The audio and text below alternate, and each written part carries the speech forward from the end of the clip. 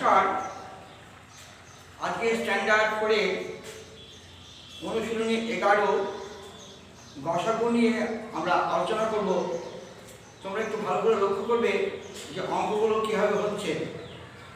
গসাগু প্রথমে আমরা জানব, গসাগুর কিন্তু সংক্ষিপ্ত নাম। গ মানে হচ্ছে গরিষ্ঠ, দন্তস্ব মানে হচ্ছে সাধারণ, গু হচ্ছে গুণনীয়ক। তাহলে গসাগুর পুরো নামটা হলো গরিষ্ঠ সাধারণ গুণনীয়ক। গরিষ্ঠ মানে বড়, সাধারণ মানে যেটা সকলের মধ্যেই পায়। প্রথম একে অঙ্কগুলো বলেছে নিচে সংখ্যাগুলির গুণনীয়ক নির্ণয় করে গসাগু নির্ণয় করো। একটু খেয়াল করবে, আমি একের কটা বোঝাচ্ছি। দেখো,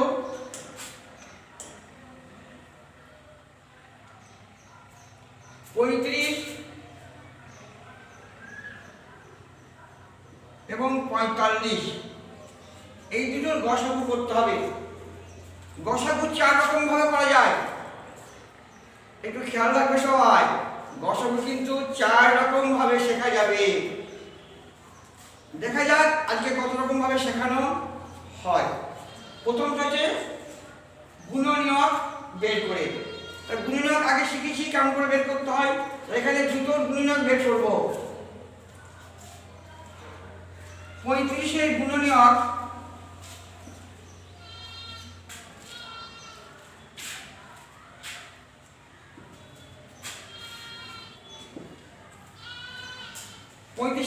কি কি? 1, 5, 7, 35, মাত্র 4টে গুণনীয়ক। আর 45-এর গুণনীয়ক কি কি?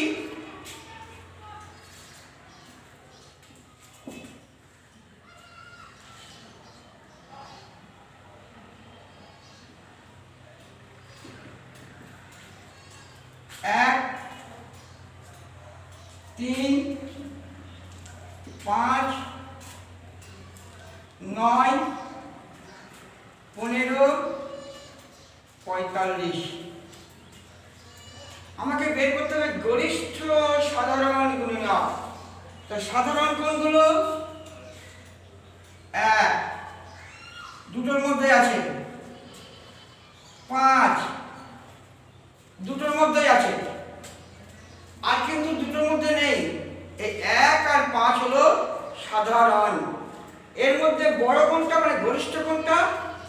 35 আর 45-এ সাধারণ গুণনীয়ক 1 ও 5, কিন্তু এখানে গরিষ্ঠ অর্থাৎ বড় হচ্ছে 5। 5টাই হবে গসাগু। ভালো করে বোঝো। 35 ও 45-এর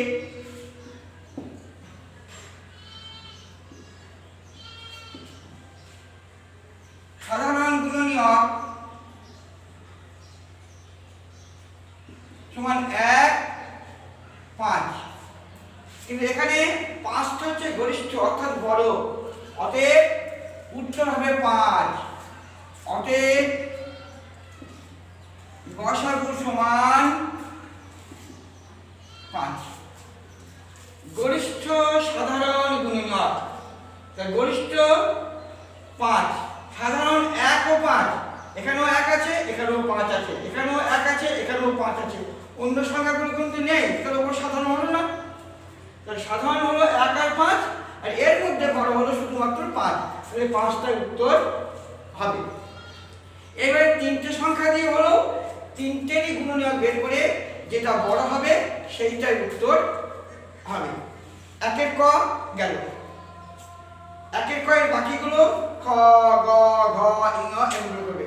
এবার 2 কি বলেছে? গসাগু করো উৎপাদকে বিশ্লেষণ করে। এই উৎপাদকে বিশ্লেষণ দেখো দুভাবে করা যায়। একটা সংখ্যা দিয়ে করতে পারি, আবার সবগুলোকে 2, 3টে যা থাকবে সেগুলো দিয়েও করতে পারি। একটু বোঝো।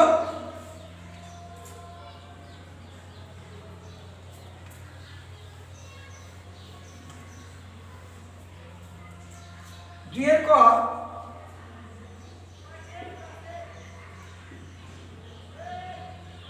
105 1065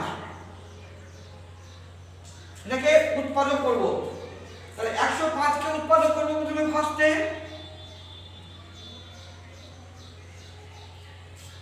আমরা স্ট্যান্ডার্ড থেকে শিখেছি শেষে যদি 5 থাকে সেই সংখ্যাটা 5 দিয়ে ভাগ করা যাবে। অবশ্যই কিন্তু এটা মৌলিক সংখ্যা দিয়ে ভাগ করতে হবে। 5 2 10 5 1 5 আবার একে 3 দিয়ে যায় 3 7 21। এবার 1065 এরও শেষে 5 আছে 5 দিয়ে দেবো।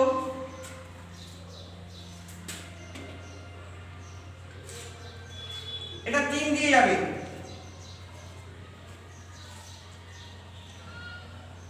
তো 105 এর উৎপাদক কি পেলাম 5 3 7। 1065 এর উৎপাদক কি পেলাম 5 3 71। সেই আবার সাধারণ উৎপাদক কি পেলাম এখানেও 5 আছে এখানেও 5 আছে এখানেও 3 আছে এখানেও 3 আছে। অতএব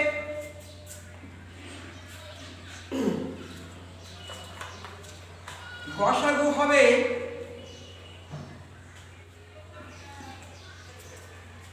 3 গুণিত 5 সমান 15।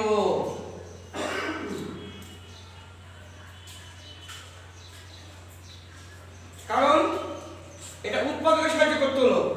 এই সাধারণ গুণনের সময় একটু আলাদা নিয়ম, এটা একটু আলাদা নিয়ম। তাহলে এইভাবে তিনটে সংখ্যা থাকলেও যে তিনটে সংখ্যার মধ্যে যেগুলো সাধারণ সংখ্যা থাকবে সেগুলো আমরা গুণফল বের করে নিয়ে গসাগু করতে পারি। আবার এই দুটো সংখ্যাকে একসঙ্গে লিখেও কিন্তু আমরা করতে পারি, এটা একটু পরে আসবো শেষের দিকে। এবার 3 নম্বর দেখো,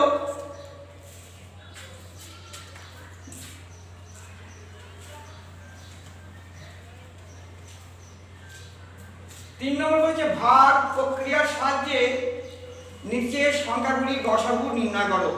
এটা ভাগ মানে ধারাবাহিক ভাগ করতে হবে, শুধু ভাগ করলে হবে না, ধারাবাহিক ভাগের মাধ্যমে যেতে হবে। দেখো কি হচ্ছে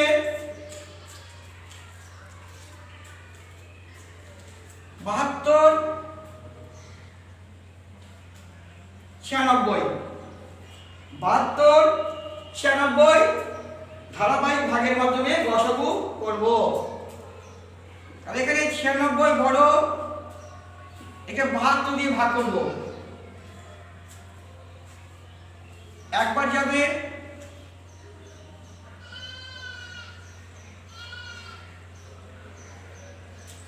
এই যে ভাজক, এই ভাজকটি কিন্তু আবার ভাজ্য হয়ে আর ফিরে আসবে।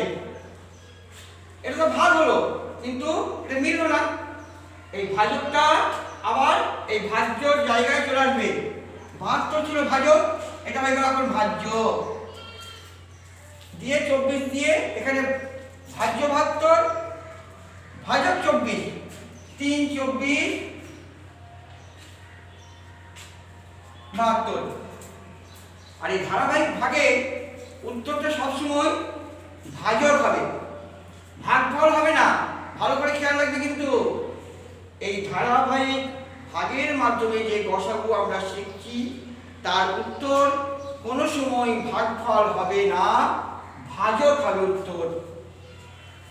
ভালো করে বুঝবে, ভাগফল উত্তর হবে না, উত্তর হবে ভাজক। তাহলে এখানে অতএব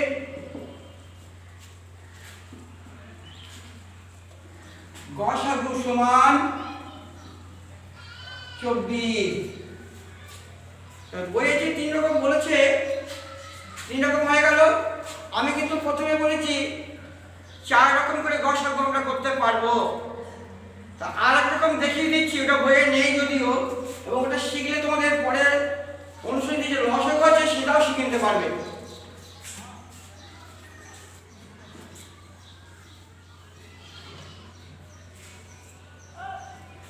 এই 72 আর 96 95। দেখো গসাগু দুটোকে একই সঙ্গে লিখে উৎপাদকের সাহায্যে ভাগ করব। 2 আছে শেষে 2 দিয়ে যাবে, 6টাও জোড় সংখ্যা 2 দিয়ে যাবে। অবশ্যই কিন্তু মৌলিক সংখ্যা দিয়ে করতে হবে, এটা মাথায় রাখবে কিন্তু সবসময় মৌলিক।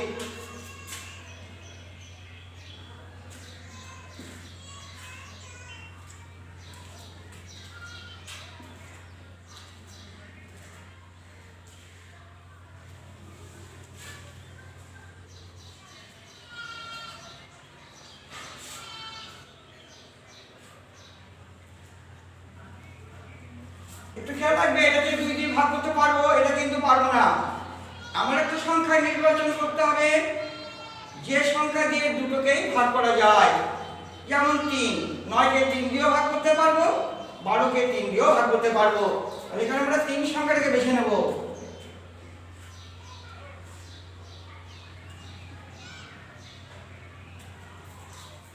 লাস্টে দেখো বা শেষে দেখো দুটো রকম সংখ্যা হয়ে গেছে। এটাকে 4কে 2 দিয়ে যাবে, 3কে যাবে না, আর 3কে 3 দিয়ে যাবে, 4 দিয়ে যাবে না। তাহলে এটাকে আর করতে পারবো না। তাহলে গসাগু উত্তর হবে, দেখো এটা দুটোই শিখিয়ে দিচ্ছি। তাহলে অতএব গসাগু হবে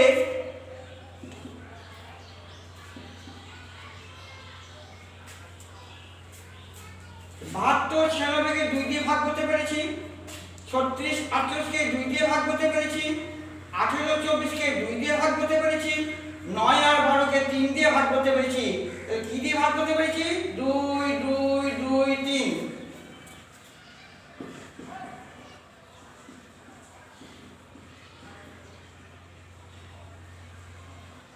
কত উত্তর হয়ে যাবে?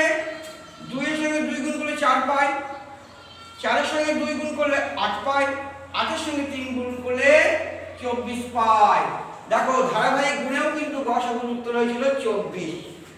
এভাবেও হয়ে গেল 24।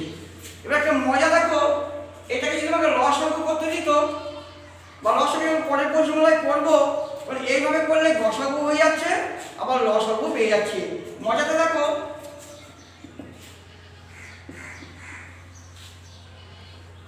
লসাগু সমান এগুলো হবে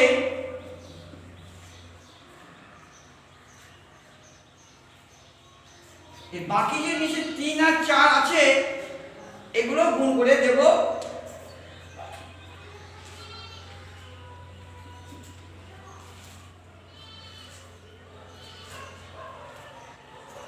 তাহলে গুণ করে কত হবে?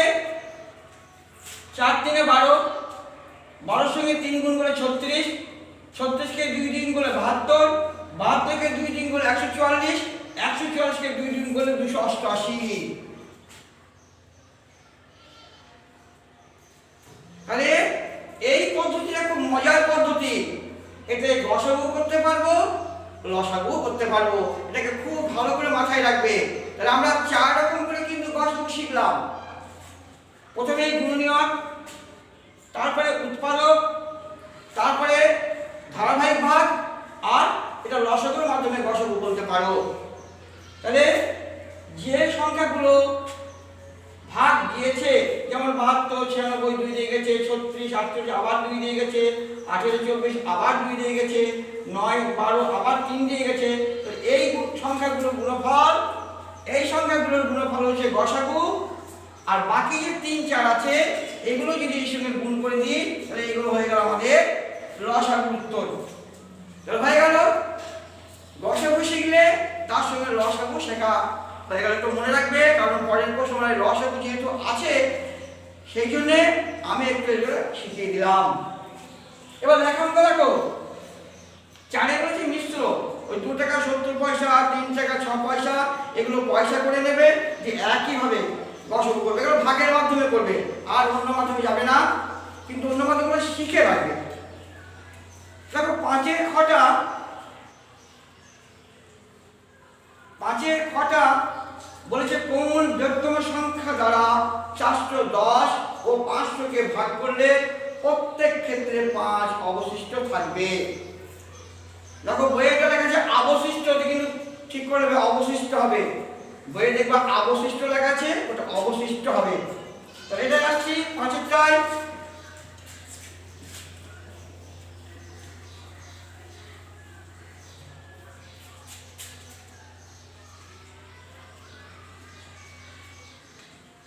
পাঁচের খ, তাহলে কি 5 অবশিষ্ট থাকবে?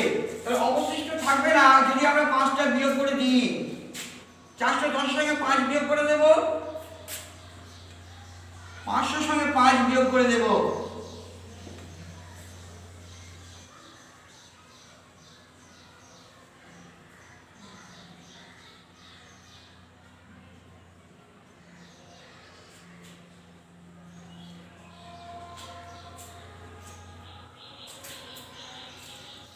এবার 405 এর সঙ্গে 495 এই দুটো সংখ্যার গসাগু করতে হবে, তাহলে উত্তরটা পেয়ে যাব। দেখো ভালো করে, এটা একটু বড় আছে, ঘাবড়াবে না, একবার যাবে 495 405।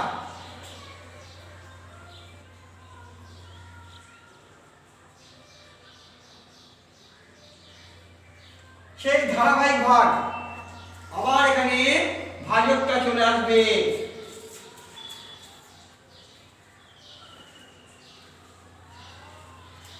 কত দিয়ে যাবে? 5 দিয়ে গুণ করলে 45 যাবে না, 4 দিয়ে যদি গুণ করি 4 9 36,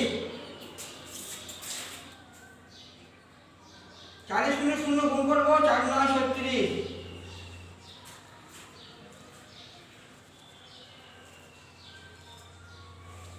আবার এই ভাজকটা এখানে ভাজ্য হয়ে ফিরে আসবে।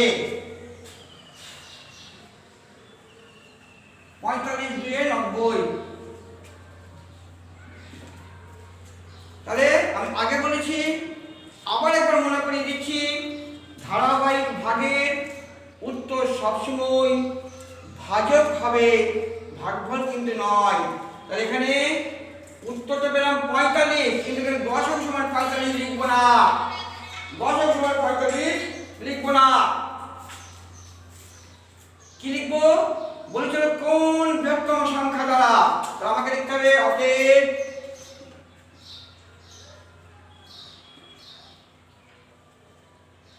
বৃহত্তম সংখ্যাটি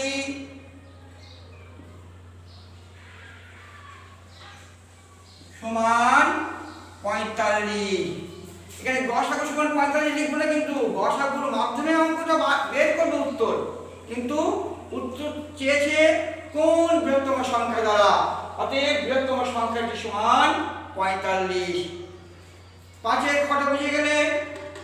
বর্গীয় টাকা ইম্পর্টেন্ট, এর মাঝে মাঝে পরীক্ষায় পড়ে, কিন্তু ভালো করে খেয়াল রাখবে। কি বলেছে? সবচেয়ে বেশি কতজন রোগীর মধ্যে 120টি কলা, 240টি আম, 400টি আপেল সমান ভাগে ভাগ করে দেওয়া যাবে। এটাও সেই গসাগুর মাধ্যমে করতে হবে। দেখে নাও কি হচ্ছে।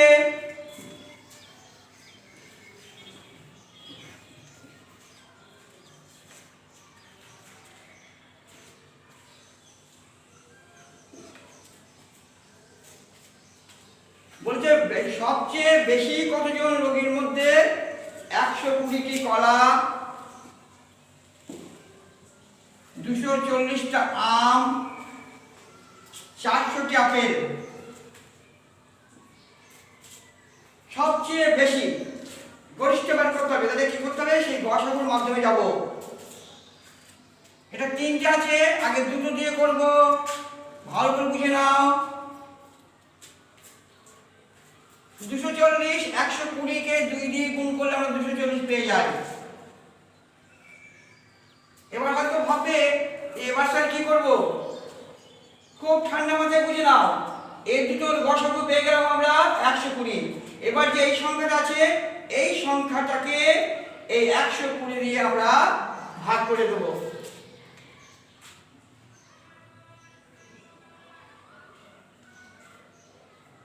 3 দিয়ে যাবে,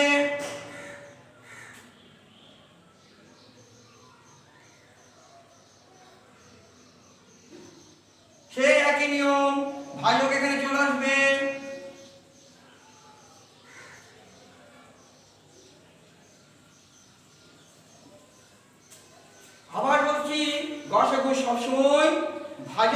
যাবে।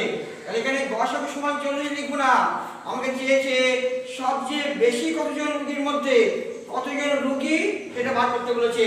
তাহলে অতএব 40 জন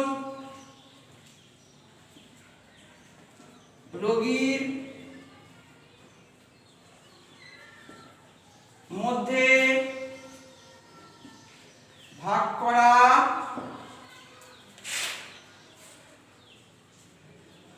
যাবে। হয়ে গেল।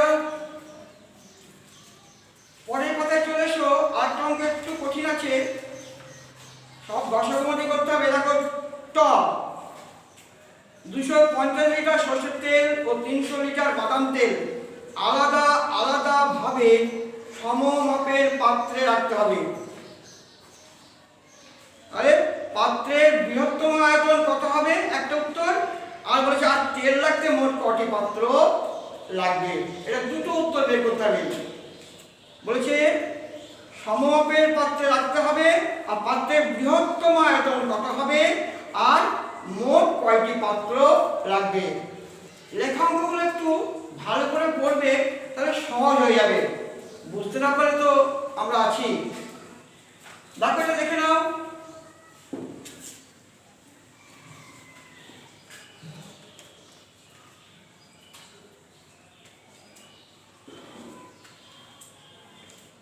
দুশো 50 আর 300, এটাও সেই গসাগু করব ভাগ প্রক্রিয়ায়।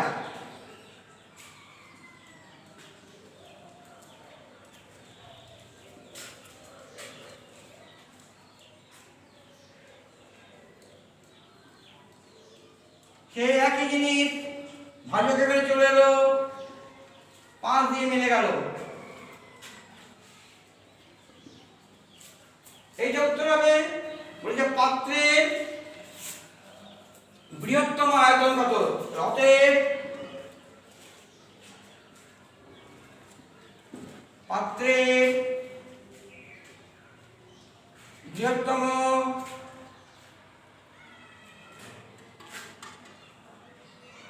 আয়তন 50। 50টা কি, এগুলো কি একক, লিটার ছিল। তাহলে এগুলো লিটার যখন ছিল তখন উত্তরটা আমরা লিটার দিয়ে লিখব। পাত্রের বৃহত্তম আয়তন 50 লিটার। এবারে 250 লিটার সরষের তেল লাগতে কটা পাত্র লাগবে, ওই 250 কে 5 দিয়ে ভাগ করব। তাহলে কি লিখব,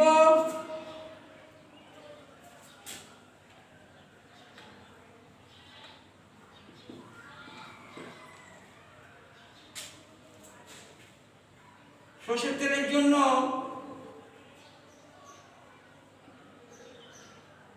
পাত্র লাগবে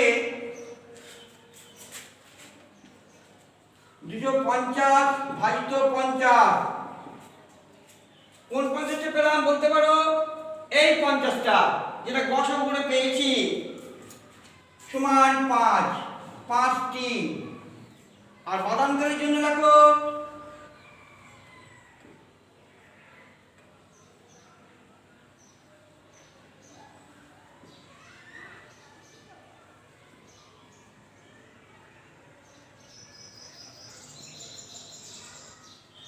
এটা এই 300 কে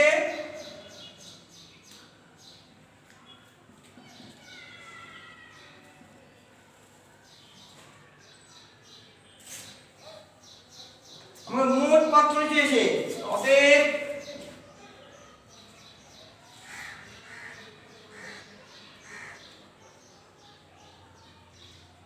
মোট পাত্র লাগবে কত, এটা যোগ করে দাও।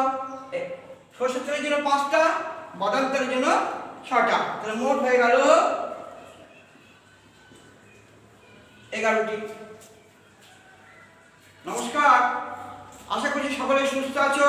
এই লকডাউনের মধ্যে ভালো থাকো, ভালো করে পড়াশোনা করো এবং ঈশ্বরের কাছে প্রার্থনা করো যেন আমরা খুব শীঘ্রই করোনা থেকে মুক্ত হয়ে স্বাভাবিক জীবনে ফিরে আসতে পারি।